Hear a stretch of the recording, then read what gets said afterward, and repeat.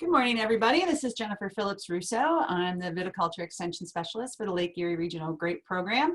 We are here for our podcast Wednesdays, and I'm sitting here with Mr. Kevin Martin, who's a business management specialist on our team. Last week, we talked about the frost damage that had happened in our region, so we're going to follow it up this week with Kevin talking about cash flow after frost damage. So thank you, Kevin. Yeah, thanks a lot, Jen. We talked a lot about this in 2013. I think 2012 was just so bad for some growers that was a real concern for more than one or two growers, and not necessarily an industry-wide thing, but enough growers that it was a real challenge. And that's unusual, I think, for grape growers to have cash flow problems really be driving the issues of their business operations. And I say that because most of the businesses are quite mature. This is a very difficult business to enter into lightly. Trying to start young, being highly leveraged, taking out a mortgage on the farm and doing a loan on your crop. What's going on? Sorry about that. We're all doing this from home, so I apologize. All of a sudden, lawn care people started showing up. I actually couldn't hear it at all, but oh, good. It might come out in post. So a cash flow as a problem is not typical.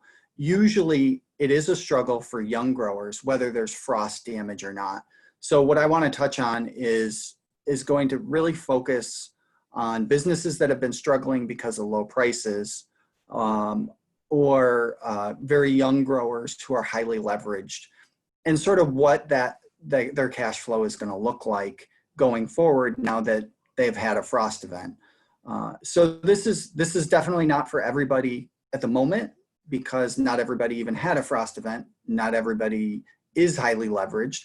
So what I would say is most growers should take 2020 and the expected crop that may have been lost and continue to manage basically as they would have, whether they had a frost event or not. Now, there are going to be some viticultural recommendations that change that don't impact things from a business standpoint very much. I think you mentioned nitrogen applications last time. We can add up all of those viticultural recommendations, and you're looking at somewhere in the neighborhood of $125 an acre at most in savings. And that basically brings you from, if you follow Cornell recommended practices, your operating expenses are probably around $800 an acre. You have a whole lot of other expenses that push you maybe to $2,000 an acre, but just the cash it takes to operate is probably between $600 and $800 an acre. So that range after a frost event just gets pushed to the lower end of that 600. And that can happen for a variety of reasons. If you've done a lot of work building your soil health and you can take a break from your nutrient management just because, you'll be at the lower end of that range anyway. So a frost event does not result in significant savings at all. No more than other events that take place on a farm. You stay within that normal range of $600 to $800. So, okay, economically speaking, because as you were talking, I was like, whoa, wait a minute, they can do some viticultural things. Right, yeah, absolutely. And a lot of those viticultural things don't save them a lot of money, or don't save growers a lot of money. And the other thing is, it does vary. So the biggest savings you're going to get is a savings in potash. So your maintenance rate for potash could go way down. But if it's time for you to start building potash in your soil because potash is affordable right now and you haven't been doing it because grape prices were low, that savings is pretty much wiped out anyway. So it really depends on where you stand and what your soil health looks like and what your operation is up to. And I would recommend to continue your maintenance applications. Right. So one of the big changes since 2013 is whether or not you should machine prune with hand follow-up was kind of a coin toss, to be honest. There were certain growers that were spending more on machine pruning with hand follow-up than the going rate for hand pruning. That's pretty much shifted at this point.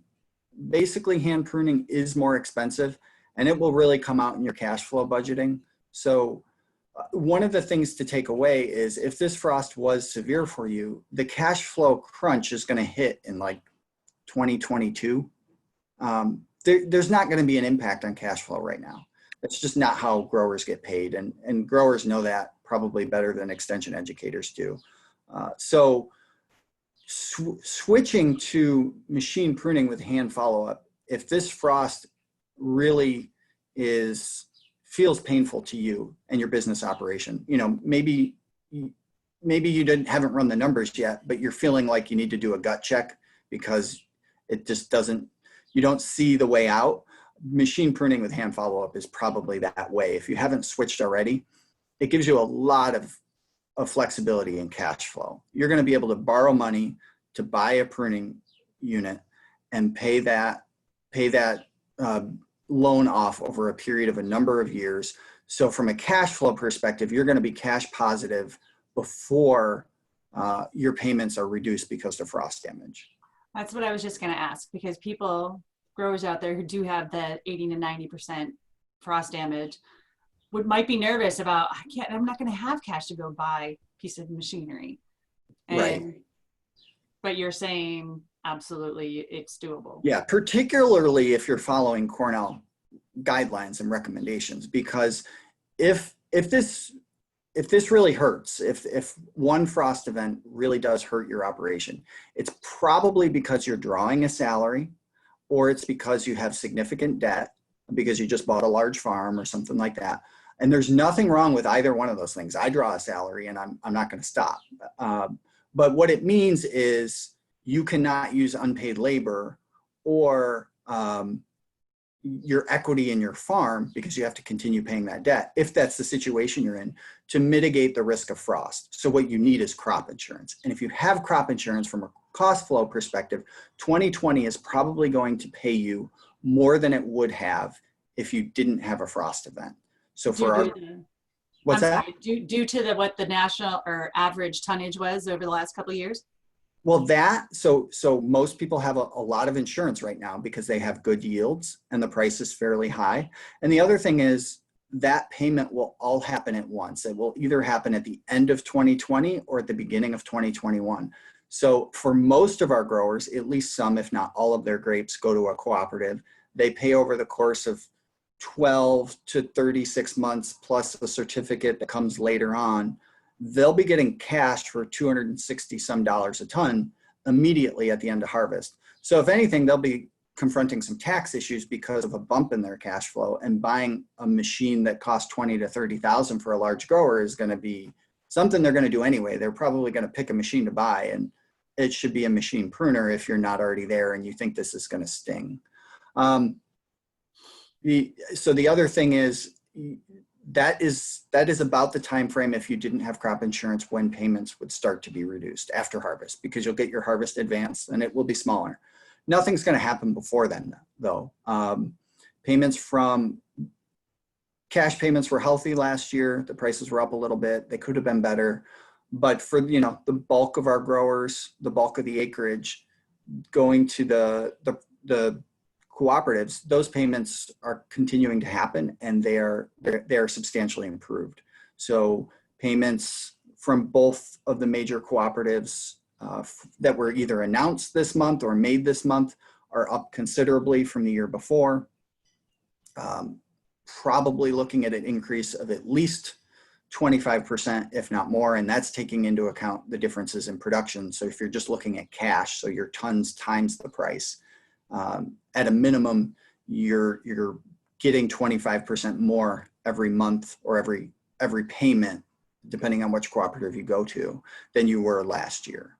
So everything's better right now. It just looks bad for some growers when they look outside. So there's really no reason to try to do anything dramatic. And we did have a webinar with Hans Walter Peterson and his group in the Finger Lakes. It was recorded. I think it'll be distributed. The reason you do something dramatic and you worry about things like cash flow is because you lose your market. And we are seeing some of that in the wine industry right now. So if you have a frost event and you're growing wine grapes and you're struggling to market them, it may be time for a more serious gut check and change in your operation. But for our Concord growers, where unfortunately we know we could probably sell grapes at a good price this year, they don't have them to sell. It doesn't feel good, but it shouldn't change your operation. So I think the message really is we're not going to see an effect of this frost damage to cash flow until at least 2021. And if we're following recommended practices, we won't see it until 2022. And so what that means is that interruption in cash flow can be smoothed by other factors like a great harvest in 2021 or great payments from the 2019 crop. So all of that is going to average out so that if you had even a 30% crop loss, you may barely notice it in your checking account. And is that with the reducing your hand pruning by buying the machinery, or that's just in general? I would say that's probably just in general. I think switching to mechanized pruning at this point is, with hand follow-up, is something that you could do if you wanted to do. But if you have a lot of debt and you don't have crop insurance, so for the growers that are really thinking, and I don't even know if there are any growers in that group, so you have a series of unfortunate events that all hit at the same time, then it may be something that you need to look at. I think probably there might be other growers that need to look at it because of a labor shortage. But if you have crop insurance, you're going to be able to swing hand pruning.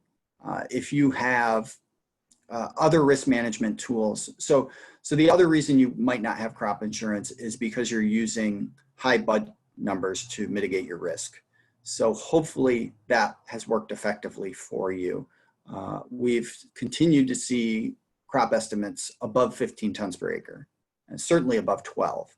And those tend to go away, especially after thinning and compensation. Well, none of that compensation is going to happen if your vine is no longer overcropped. So, your secondaries should be in a good position to produce 5-6 tons to the acre, and that's going to justify hand pruning as long as there's not a severe labor shortage. So for a lot of growers, they don't have to do anything differently. They can, and probably from a viticultural perspective, like we mentioned earlier, they should, but from a business perspective, they don't have to do anything differently. Okay. Well, thank you for sharing that information. And that can be found in our newsletter. That's yes. Yeah, I wanted to take a minute to reiterate what was in the newsletter. We throw out a lot of numbers when we talk about stuff like this. So this might be a better way for trying to digest that information. And I know we don't always read crop updates and newsletters the day they come out. No, obviously every grower is going to read it eventually. But if you're in the field and you're spraying, and this is just an easier way to digest this information, we wanted to reiterate it with a podcast. Yeah. So thanks for joining us. Yeah, thanks for joining us, and we'll see you next week. If you have any questions, please feel free to contact us. We continue to have open office hours. Join us, register for the coffee pot meetings on Wednesday, so we have plenty of opportunities to get in touch with you. It is all mostly virtually, unfortunately, for the foreseeable future, but we'll keep you posted on that as well. So thanks a lot. Did you just promote our coffee pot meetings? I don't know if you had. I did. I thought I heard you say check that. out our website, either one of our websites, the cce.cornell.edu or lergp.com. There will be a link on those to register for them. If you pre-register, you will get credits as long as you jump through the hoops we ask you to jump through. And this week's special guest speaker is Heather Leach talking about spotted lanternflies. So. Nothing I want to learn about. Nobody wants to hear about that. We need to, we just don't want to. All right, everybody, I hope you have a great week. Please call us Thank you. if you have any questions.